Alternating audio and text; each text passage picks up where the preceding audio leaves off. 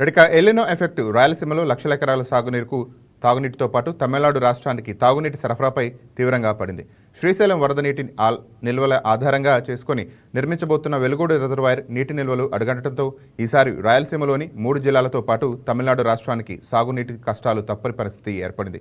శ్రీశైలం నియోజకవర్గ పరిధిలోని వెలుగోడు రిజర్వాయర్ వరద నీటి నిల్వల ఆధారంగా ఉమ్మడి కర్నూలు జిల్లా, కడప, చిత్తూరు జిల్లాలో తెలుగంగా కాలువల కింద లక్షల ఎకరాల ఆయకట్టుకు సాగునీటితో పాటు తమిళనాడుకు త్రాగునీరు అవసరాలను తీరుస్తున్న వెలుగోడు రిజర్వాయర్ నీటి నిల్వలపై మా Rayalaseema regional special correspondent B Srinivas మరింత సమాచారాన్ని అందిస్తారు.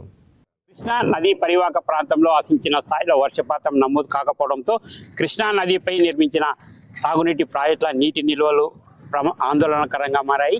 శ్రీశైలం ప్రాజెక్టు నీటి నిల్వ ఆధారంగా చేసుకొని శ్రీశైలం నియోజకవర్గ పరిధిలోని వెలుగోడు వద్ద ఓ భారీ 16 టీఎంసీల భారీ స్థాయి ఒక రిజర్వాయర్ వెలుగోడు రిజర్వాయర్ నిర్మాణాన్ని చేపట్టారు.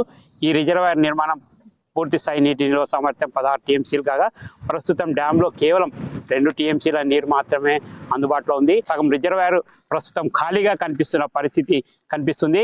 ఈ మొత్తం రిజర్వాయర్లో దాదాపుగా 16 టీఎంసీల నీటిని నిల్వ చేసే సామర్థ్యం ఉంది.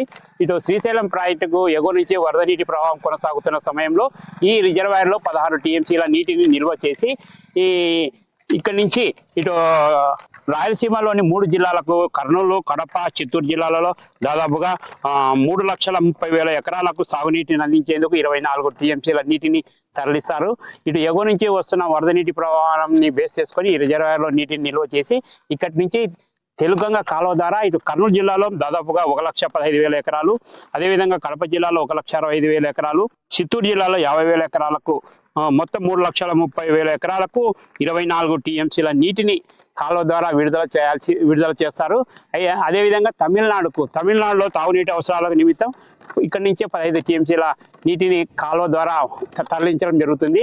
అయితే ఈ సీజన్లో ఈ రిజర్వాయర్లో నీటి ప్రవాహం లేకపోవడం, సగం రిజర్వాయర్ ఖాళీగా కనిపిస్తుండడం, కేవలం ఒక 2 టీఎంసీల నీరు మాత్రమే అందుబాటులో ఉండడంతో ఈసారి ఖరీఫ్ సీజన్ సాగు ప్రశ్నార్థకంగానే మారిందని చెప్పవచ్చు. ఇటు 3 జిల్లాలలో 3,30,000 ఎకరాల ఆయకట్టు భూములకు సాగునీటితో పాటు తమిళనాడుకు సంబంధించిన దాదాపు 15 టీఎంసీల నీటి విడుదల కూడా ప్రశ్నార్థకంగా మారింది.